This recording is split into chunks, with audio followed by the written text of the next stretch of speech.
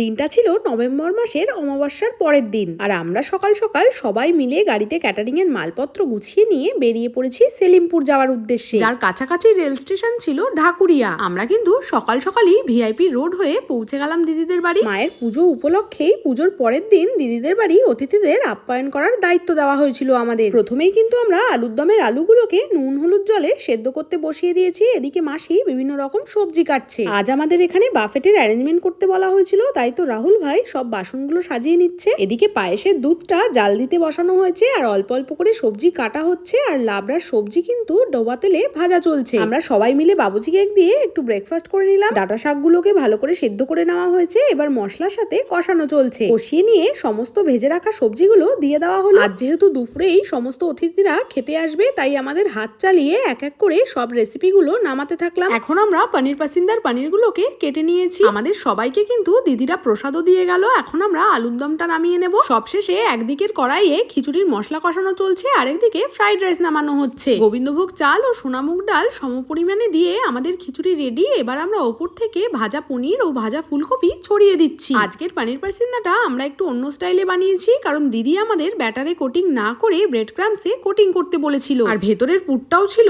Totally আলাদা। তাই আমরা এই রেসিপিটাকে পনির ফ্রাই নাম দিয়েছিলাম। খেতে কিন্তু দারুণ স্বাদ হয়েছিল। আজকের আমাদের অ্যারেঞ্জমেন্ট ছিল 230 জনের জন্য, তাই অনেক কোয়ান্টিটিরই পনির ফ্রাই রান্না হয়েছে। তাই সবশেষে মাসিরা মিলে হাতে হাতে কিন্তু পনির ফ্রাই গুলো বানাতে বসে পড়েছিল। আর তোমরা যারা তোমাদের বাড়ির অনুষ্ঠানগুলোতে আমাদের বুকিং করতে চাইছো, তারা হাতে সময় নিয়ে আমাদের দেওয়া হোয়াটসঅ্যাপ নাম্বারে অবশ্যই যোগাযোগ করো। এখন প্রায় বেলা 1টা বাজে। অনেকক্ষণ আগেই আমাদের দুপুরের খাবার দাবার রেডি হয়ে গিয়েছিল, তাই তো আমরা বুফের বাসনে সাজিয়েও ফেলেছি। দিদিদের ঘরে গিয়ে মায়ের প্রতিমা একটু দেখে আসলাম। এত সুন্দর করে মাকে সাজানো হয়েছে যে চোখ ফেরানো যাচ্ছিল না। আর এই ভোগের থালাটা ফল দিয়ে এত সুন্দর করে সাজানো হয়েছে, এর বিশেষ কোনো নাম আছে কিনা তোমরা জেনে থাকলে আমাকে কমেন্ট করে জানিও। এখন গরম গরম পনির ফ্রাই গুলো ভাজা চলছে, কারণ এক এক করে অতিথিরা আসা শুরু করেছেন। পনির ফ্রাইয়ের সঙ্গেই ছিল স্যালাড আর সস। আর দিদিরা ঘর থেকে মায়ের ভোগের প্রসাদও এনে দিয়েছিল সার্ভ করার জন্য। আমরা বানিয়েছিলাম খিচুড়ির সঙ্গে লাবড়া, আর ফ্রাইড রাইসের সঙ্গে কাশ্মীরি আলুর দম। তারপরে ছিল টমেটোর চাটনির সঙ্গে পাঁপড় ভাজা আর পায়েস। আর দাদা আমাদের মিষ্টি কিনে এনে দিয়েছিল সার্ভ করার জন্য। অনেক অতিথিরাই খেয়ে কিন্তু